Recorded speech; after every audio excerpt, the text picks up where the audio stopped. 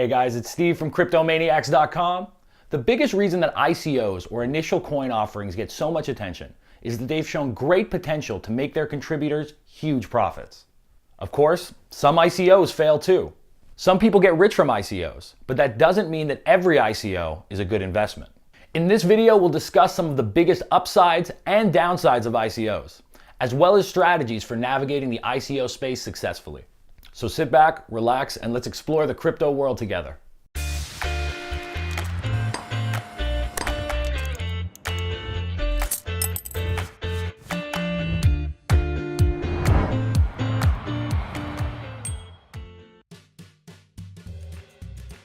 Before discussing the upsides of ICOs, let's establish some perspective by examining some of the downsides that any careful investor should be aware of. If you want to invest in an ICO, you should understand the cryptocurrency you buy may not be easily or quickly accessible. In other words, it might not be very liquid. In our video, How Do ICOs Work?, we discuss the way that ICO tokens are distributed. Sometimes, investors that contribute to ICOs receive their tokens immediately. Other times, however, it can take months for emerging cryptocurrency projects to release the coins bought in their ICOs. Another liquidity issue with ICO tokens is that they may not appear on major exchanges for quite some time. For this reason, you should understand that investing in ICOs requires patience. It may take quite a while to get your investment back.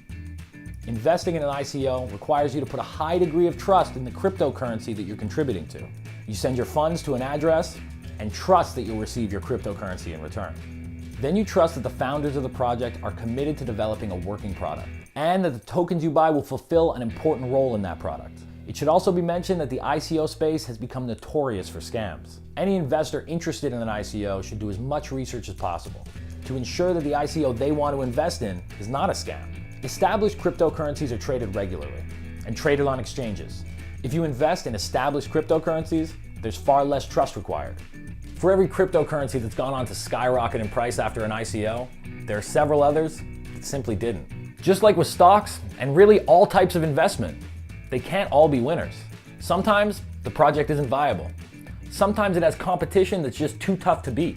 Sometimes the market acts irrationally, and really promising cryptocurrencies have coins that stay cheap for a long time. Regardless of why it happens, the prices just don't go up. With all these risks, you may be wondering why people ever decide to invest in ICOs. Really, there's one major reason: huge potential returns on investment. Since ICOs are usually the public's first chance to buy a new cryptocurrency, coin prices during ICOs are typically very cheap. We've seen a number of coins sell for a small price per coin during ICOs, then go on to skyrocket in price, making the people who invested look like geniuses. For example, Ethereum and Neo are two projects that held ICOs.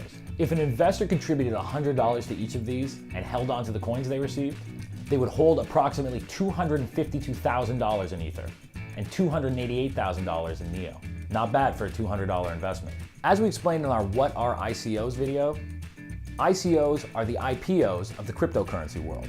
One huge advantage of ICOs, though, is that the opportunity for investing is equal for all investors. IPOs often give accredited investors the first chance to buy shares.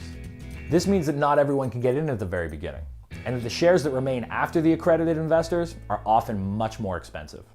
ICOs allow everyone to get involved at the very beginning, often making them more attractive to the average investor. Now that we've discussed the downsides and the upsides of ICOs, let's talk strategy. If you pick the right ICO, the gains can be enormous. As we've mentioned already, many of them will never quite take off, and it's hard to know which ICOs will produce which results.